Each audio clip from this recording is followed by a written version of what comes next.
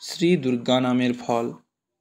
হরিচরণের নাম হরিচরণ হইলেও লোকে তাহাকে দুর্গাদাস বলিয়া ডাকিত। অবশ্য তাহার একটু কারণও ছিল। সে যখন দীক্ষা লয় তখন তাহার গুরুদেব বলিয়াছিলেন, বাবা সর্বদা দুর্গা দুর্গা জপ করিবে। দুর্গা দুর্গেতি দুর্গেতি দুর্গা নাম পরমমনু যো জপেত সততং চণ্ডী জীবন মুক্ত সমানব। দুর্গা দুর্গা দুর্গা, এই দুর্গা নামই পরম মন্ত্র। এ নাম যে মানব সতত জপ করে সে জীবন মুক্ত। শ্রী গুরুদেবের মুখে এই কথা শুনিয়া পর্যন্ত হরিচরণ দুর্গা দুর্গা বলিতে আরম্ভ করিল। হরিচরণ সকালে দুর্গা দুর্গা করিতে করিতে উঠে, অবিরাম দুর্গা করিতে করিতে স্নান করিয়া আসে, পূজা জপান্তে দুর্গা দুর্গা করিতে করিতে শাঁখার পুটুলি কাঁধে করিয়া যাত্রা করে। হরিচরণ জাতিতে শাঁখারি, শাঁখা বিক্রয় দ্বারাই তাহার জীবিকা নির্বাহ হয়। এইরূপ কিছুদিন দুর্গা দুর্গা করার পরই সকলের সম্মুখে তাহাকে দুর্গাদাস, আড়ালে দুগো পাগলা বলিয়া ডাকিত। হরিচরণ সেসব কথা লক্ষ্য না করিয়াই আপনভাবে দুর্গা দুর্গা করত, শাঁখা বিক্রয় করিয়া বেড়াইত। সন্ধ্যার পর কর্মক্লান্ত দেহে দুর্গা দুর্গা বলিয়া শয়ন করিত। তাহার এইরূপ অবস্থা হইল, সে নিদ্রিত থাকিলেও তাহার জিহ্বা দুর্গা দুর্গা জপ করিত। তার এইরূপ মতিভ্রম দেখিয়া কামিনী কাঞ্চনের কৃতদাস ভোগবিষ্টার কৃমি প্রতিবাসীগণ স্থির করিল তাহার মস্তিষ্ক বিকৃত হইয়াছে, নচেত দিবারাত্রি দুর্গা দুর্গা করিবে কেন? যখন রোগে শোকে সুখে দুঃখে সকল সময়ে হাসি মুখে দুর্গা দুর্গা করিতেছে, তখন এ পাগল না হইয়া যায় না। এ একটা পুরা পাগল। যাহারা বয়স্থ তাহারা দুর্গাদাস বলিয়া ঠাট্টা করিতে লাগিলেন, আর দুষ্ট ছেলেরা ছড়া বাঁধিয়া বলিত, দুর্গা বলে দুগো খেপা শাঁখা নিয়ে যায়, দুর্গা তার পিছু পিছু ঘুরিয়া বেড়ায়। হরিচরণের শরীরটা রোমাঞ্চিত হইয়া উঠিত। সে পিছু ফিরিয়া দেখিত বাস্তবিক দুর্গা তাহার পিছুতে আছে নাকি। আর ছেলেরা হাততালি দিয়া হাসিয়া উঠিত, এবং তাহার গায়ে যে ধুলা না দিত এমন নয়। সে সেসব অগ্রাহ্য করিত। শাঁখার পুঁটুলি কাঁধে করিয়া দুর্গা দুর্গা বলিতে বলিতে প্রস্থান করিত। যাই হোক, অবিরাম দুর্গা নাম করার জন্য তাহার পিতামাতার দত্ত হরিচরণ নামটি লোপ পাইয়া গেল। জনসমাজে দুর্গাদাস বলিয়া সে পরিচিত হইল। তাহাতে তার আর দুঃখ ছিল না। সে এইরূপ দিনের পর দিন, মাসের পর মাস, বৎসরের পর বৎসর দুর্গা দুর্গা বলিয়া অতিবাহিত করিতে লাগিল। বৈশাখ মাস, দুপুরবেলা রৌদ্র ঝাঁ ঝাঁ করছে। দুর্গাদাস শাঁখার পুটুলি কাঁধে লইয়া দুর্গা দুর্গা করিতে করিতে তারিণীপুরের সীমা ছাড়াইয়া মাঠে পড়িল। কিয়ৎ দূরে যাইবার পর মাঠের মাঝখানে একটি দিঘি আছে। দুর্গাদাস দিঘি পার হইয়া গিয়াছে, এমন সময় তাহার কানে একটা আওয়াজ গেল, ও ছেলে, ও ছেলে, আমায় শাঁখা দিবে? দুর্গাদাস এমন মিষ্টি কথা কখনো শোনে নাই। সে পিছু ফিরিয়া দেখিল একটা মেয়ে জলে দাঁড়াইয়া পা রগড়াইতে রগড়াইতে তাহাকে ডাকিতেছে। সে পিছু ফিরিয়া অবাক হইয়া চাহিয়া রহিল। অনেক বড় বড় লোকের বাড়ি শাঁখা পরিয়েছে, কিন্তু এমন রূপ কখনো সে দেখে নাই। সে বলিল, কেন দিব না মা? একটা বটগাছের তলায় সে বসিল। ধীরে ধীরে মেয়েটি তাহার নিকটে আসিল। সে অপরূপ রূপ দেখিয়া দুর্গাদাস ভাবিল যে ছেলেরা বলে দুর্গা তার পিছু পিছু ঘুরিয়া বেড়ায়, আজ সত্যিই তাই হলো নাকি? মেয়েটি বালিকা কি যুবতী দুর্গাদাস ঠিক করতে পারল না। কখন তাহার মনে হইতেছে যুবতী, কখনো মনে হইতেছে বালিকা। মেয়েটি হাসিতে হাসিতে কাছে আসিয়া বলিল, বেশ ভালো দেখে আমায় শাঁখা দাও না ছেলে। দুর্গাদাস বাছিয়া বাছিয়া খুব ভালো শাঁখা বাহির করিয়া পরাইতে লাগিল। যেমন মেয়েটির অঙ্গস্পর্শ করিয়াছে, অমনি তাহার শরীর রোমাঞ্চিত হইয়া থরথর করিয়া কাঁপিয়া উঠিল। দুর্গা দুর্গা বলিয়া সে তাহা সামলাইয়া লইল। দুর্গা দুর্গা বলিয়া শাঁখা পরাইতেছে। মেয়েটি জিজ্ঞাসা করিল, হাঁ ছেলে, অমন করে দুর্গা দুর্গা বলছ কেন? আর বললে কি হয়? দুর্গাদাস কথা কহিতে পারিতেছে না। খানিক পরে দুর্গাদাস বলিল, গুরু ঠাকুর দুর্গা দুর্গা করতে বলেছেন, তাই বলি মা। আর দুর্গা দুর্গা বললে মা দয়া করবেন। হাঁ ছেলে, তুমি মাকে দেখেছ? না মা। অমনি এমন কি পুণ্য করেছি যে মাকে দেখতে পাবো? কেন, দুর্গা দুর্গা করলে কি দেখা যায় না? যদি দেখা না যায় তবে ডাকো কেন? দুর্গাদাস বলিল, মা, আমি মুখ্য মানুষ, অত জানি নে। যদি নাম করলে দেখতে পাওয়া যায় তবে দেখা পাবই। শাঁখা পরানো শেষ হইল। মেয়েটি হাসিতে হাসিতে বলিল, ওই যা, ও ছেলে, আমার কাছে তো পয়সা নেই, তোমায় কি করে দাম দেব? তোমার শাঁখা খুলে নাও। দুর্গাদাস যেন কেমন হয়ে গেছে। না, থাকুক গে, এও স্ত্রী মানুষ, সাক্ষাৎ ভগবতী, আমি হাত থেকে শাঁখা খুলতে পারবো না, আমার দামে কাজ নেই বলিয়া পোঁটলা বাঁধিতে লাগিল। মেয়েটি বলিল, তা হবে কেন? আমি বা তোমার কাছ থেকে অমনি শাঁখা পরব কেন? তুমি যেও না, তুমি এক কাজ করো, গ্রামের ভিতরে যাও, আমার বাবার নাম উমাপদ ভট্টাচার্য, তাহার কাছ থেকে দামটা আনোগে। বলো গিয়ে, আপনার মেয়ে শাঁখা পরেছে, দাম দিন। তিনি যদি বলেন, কই, আমার মেয়ে তো নেই, মেয়েকে তো দেখিনি, তুমি সে কথা শোনো না, বলো, এইমাত্র শাঁখা দিয়ে এলাম, মেয়ে নেই বললে শুনবো কেন? ওই দুর্গা ঠাকুরের পায়ের তলায় সিঁদুরের কৌটোতে একটা আধুলি আছে, তিনি দিতে বললেন, বলিও, যাও ছেলে যাও। আবার যাব, আবার যাব বলিতে বলিতে দুর্গাদাস অগ্রসর হইল, আর মেয়েটি জলে নামিল। দিন তো আর চলে না। দোকানদার অনেক ধার দিয়াছে, তাহার গতিক খারাপ বুঝিয়াও এখনও ধার দিতেছে। প্রতিবেশীরা বুঝিয়াছে উমাপদ ভট্টাচার্যকে ধার দিলে আর পাইবার আশা নেই, তথাপি ধার দেয়। উমাপদ ভট্টাচার্যের অবস্থা যে চিরদিন এরূপ তা নয়, আগে অবস্থা খুব ভালো ছিল। কি ক্ষণে উমাপদ ভট্টাচার্য দীক্ষা লইল, দীক্ষার সঙ্গে সঙ্গেই তাহার মতি ও অবস্থা দুই পরিবর্তন হইতে লাগিল। বাড়িতে দুর্গা প্রতিমা প্রতিষ্ঠা করিয়া পূজা পাঠ নাম জপ ধ্যান আত্মবিচারে দিবারাত্র আংশিক অধিকাংশ ভাগ কাটাইতে লাগিলেন। সাধ্বী পত্নী অন্নপূর্ণাও পূজাপাঠের সঙ্গিনী হইয়া সহধর্মিণী নামের সার্থকতা রক্ষা করিলেন। 5 বৎসরের পুত্র শিবরাম দুর্গা দুর্গা করিয়া হাততালি দিয়া নৃত্য করিয়া পিতামাতার আনন্দ বর্ধন করিত। তাহাদের ভোগের বাসনা ক্ষীণ হইতে লাগিল। শ্রী ভগবানের মন্দির দেহ, তাহার রক্ষার জন্যে আহার, আর রইল অতিথি সেবা। উমাপদ ভট্টাচার্য নিত্য ব্রাহ্ম মুহূর্তের পূর্বে উঠিয়া দুর্গা দুর্গা বলিতে বলিতে স্নান করিয়া আসিতেন। প্রাত সন্ধ্যা জপ ইত্যাদি সারিয়া পুষ্পচয়ন করিতেন।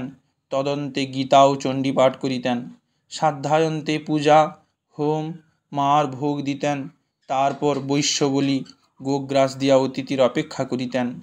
অতিথি সেবার পর প্রসাদ গ্রহণ করিয়া দেবী ভাগবত, মহাভাগবত, দেবী পুরাণ, দিব্য উপনিষদ ইত্যাদি গ্রন্থের আলোচনায় অপরাহ্ন অতিবাহিত করিতেন। যথাসময়ে সায়ন সন্ধ্যা সারিয়া দেবীর আরত্রিক করিয়া শীতল দিয়া জপে বসিতেন। বহুক্ষণ জপান্তে লীলাচিন্তা করত। কণ্টকিত দেহে আত্মবিচার করিয়া সায়ংকৃত্য সমাপনান্তে অতিথি থাকিলে অতিথির সেবার পর কিছু প্রসাদ গ্রহণ করিতেন। আবার মধ্যরাত্রি যখন জগৎ নিস্তব্ধ হইত, তখন হৃৎকমলে চিত্ত ধারণ করিয়া মার আশাপথ চাইয়া বসিয়া থাকিতেন। এইরূপে তাহার দিন অতিবাহিত হইতে লাগিল। অন্নপূর্ণা সাক্ষাৎ অন্নপূর্ণা। তিনি দুর্গা দুর্গা করিতে করিতে সাংসারিক কাজ করিতেন। গৃহকর্ম, স্বামী সেবা, দেবসেবা, অতিথি সেবা লইয়াই তিনি থাকিতেন। জিহবা কিন্তু একক্ষণ এক দণ্ড দুর্গা দুর্গা না করিয়া স্থির থাকিত না। উমাপদা ভট্টাচার্যের পৈতৃক যজমান কয়েক ঘর ছিল। উপনয়ন ও বিবাহ ভিন্ন তো আর পুরোহিতের প্রয়োজন হয় না, কাজেই যজমান থাকা না থাকা সমান হইয়াছিল। তিনি অন্য কোনো প্রকার অর্থ চেষ্টা করিতেন না। উপার্জনের ঔদাসীন্যে ধীরে ধীরে অভাব আসিয়া আপন প্রভাব দেখাইতে লাগিল। বাজারে ধার হইয়া পড়িল। যদি কোনো দিন অভাবের কথা মনে পড়িত, অমনি গুনগুন করিয়া গাহিতেন, ভাবিলে শঙ্করী পদ সম্পদ কোথা পাবে, সম্পদ নাশা সে পদ, নইলে শিব কেন শ্মশানবাসী হবে। গাইতে গাইতে তৃপ্ত হইয়া যাইতেন। অভাব আর বোধ হইত না। প্রাণের ভিতর একটা সাড়া পেতেন, অভয় আশ্বাস। মা বই ধ্বনি শুনিয়া দুর্গা দুর্গা করিতেন। একটা সংশয় তাহার মনে মাঝে মাঝে উঠিত, দেবতার দর্শন ভাবের উপরেই হয় অথবা চর্মচক্ষে হয়। কলির জীব চর্মচক্ষের দ্বারা দেবদর্শন লাভ করিতে পারে কি না, এ সংশয়ের কোনো মীমাংসা করিতে পারেন নাই। জয়দেবের গীত গোবিন্দে দেহি পদপল্লবমুদারম লিখিয়া দিয়াছেন, এ কথা তিনি জানিতেন। গীতা ভক্ত ব্রাহ্মণকে উপলক্ষ করিয়া তেষাং নিত্যাভিযুক্তানাং যোগক্ষেমং বহাম্যহম, এই বাক্যের সত্যতা প্রতিপাদনের জন্য নরাকার ধারণ করিয়াছিলেন, সে উপাখ্যানও অবিদিত ছিল না। তুলসীদাস মহারাজজি একাধিকবার শ্রীরামচন্দ্রের দর্শন লাভ করিয়াছিলেন, তিনি তুলসীদাসের জীবনীতে তাহা পড়িয়াছিলেন। সাধক রামপ্রসাদের বেড়া বাঁধার কথাও যে শোনেন নাই তাহা নয়, তথাপি তাহার সংশয় ছিল। ক্রমশ যখন অধিক ঋণ হইয়া পড়িল, তখন তিনি বলিলেন, না, আর ঋণও করিব না, কাহারও নিকট প্রার্থনাও করিব না। মা দেন খাব, না দেন না খাব, ঋণ করিয়া অপরকে ক্ষতিগ্রস্ত করিব কেন? দেখি মা কি ব্যবস্থা করিয়াছেন। প্রাণ যায় সে অস্বীকার, তথাপি মা ছাড়া আর কাহারও কাছে প্রার্থনা করিব না। সন্ধ্যা পূজাদি করিলেন, আজ আর ভোগ দিবার কিছু নাই। মধ্যাহ্ন অতীত হইয়া গেল, তিনি ধ্যানমগ্ন। শিবরাম ক্ষুধার জ্বালায় কাঁদিতেছে, অন্নপূর্ণা দুর্গা দুর্গা করিতেছে। এমন সময় বাহির হইতে কে ডাকিল, ও শিবরাম, বাইরে এসো না। শিবরাম চক্ষু মুছিয়া বাহিরে যাইল। একটু পরে একটি পাত্রে করিয়া কয়েকটি আম ও 4টি সন্দেশ লইয়া বাড়িতে আসিয়া মাকে দিয়া বলিল, মা, কে একজন ঠাকুরের ভোগের জন্য আম সন্দেশ দিয়া গেছেন। কে যে দিয়া গেছেন অন্নপূর্ণার আর বুঝিতে বাকি রইল না। অশ্রুসিক্ত নয়নে সেই সমস্ত লইয়া গিয়া দেবীর সম্মুখে রাখিলেন। কিছুক্ষণ পরে উমাপদর ধ্যান ভঙ্গ হইল। তিনি দেখিলেন মার ভোগের জোগাড় হইয়াছে। জিজ্ঞাসা করিলেন, আমার অভাব তো আর কেউ জানে না, তবে কি তিনি সত্যিই নরাকারে আসেন? আচ্ছা, দেখা যাক। দেবীর ভোগ দিলেন, বলিলেন, শিবরামের জন্য মা পাঠিয়েছেন, আমরা উপবাস করি এসো। তাই হইল। দুর্গা দুর্গা দুর্গা করিয়াই ব্রাহ্মণ দম্পতির দিবারাত্র চলিয়া গেল। দ্বিতীয় দিন মধ্যাহ্নে কে 1 ঘটি দুধ শিবরামের হাতে দিয়া গেল, তাহার দ্বারা ভোগ হইল, শিবরামের জীবন রক্ষা হইল। ব্রাহ্মণ দম্পতি দুর্গা দুর্গা করিয়া দিবারাত্র উপবাসে অতিবাহিত করিলেন। তৃতীয় দিন পূজা শেষ হইল, মধ্যাহ্ন অতীত হইয়া গেল। ক্ষুধার জ্বালায় শিবরাম অত্যন্ত কাঁদিতেছে, তাহাকে আর কিছুতেই রাখা যাইতেছে না। উমাপদ প্রতিমার নিকট গিয়া মার মুখপানে চাহিয়া জিজ্ঞাসা করিলেন, মা, তুই কি আছিস? তিনি যে তাঁর অধরকোণে ক্ষীণ হাসির রেখা দেখিলেন। এমন সময় বাইর হইতে কে ডাকিল, ভট্টাচার্য মহাশয় বাড়ি আছেন? একবার বাইরে আসুন, আমরা অতিথি। উমাপদ তাড়াতাড়ি বাহিরে গিয়া দেখিলেন 3 জন সন্ন্যাসী দাঁড়াইয়া আছেন। সাদরে বাহিরের ঘরে লইয়া গিয়া পা ধুইয়া দিয়া বসিবার আসন দিলেন। তারপর পাখা লইয়া বাতাস করিতে লাগিলেন। এইবার তাহাদের যিনি প্রধান, তিনি বলিলেন, কাল হইতে আমাদের আহার হয় নাই, আমরা অত্যন্ত ক্ষুধার্ত, আমাদের আহারের ব্যবস্থা করুন। উমাপদর মাথায় আকাশ ভাঙিয়া পড়িল। কি করিব, কিছুই যে নাই, কি হবে অন্নপূর্ণা? অন্নপূর্ণা দুর্গা দুর্গা বলিয়া কাঁদিতে লাগিল।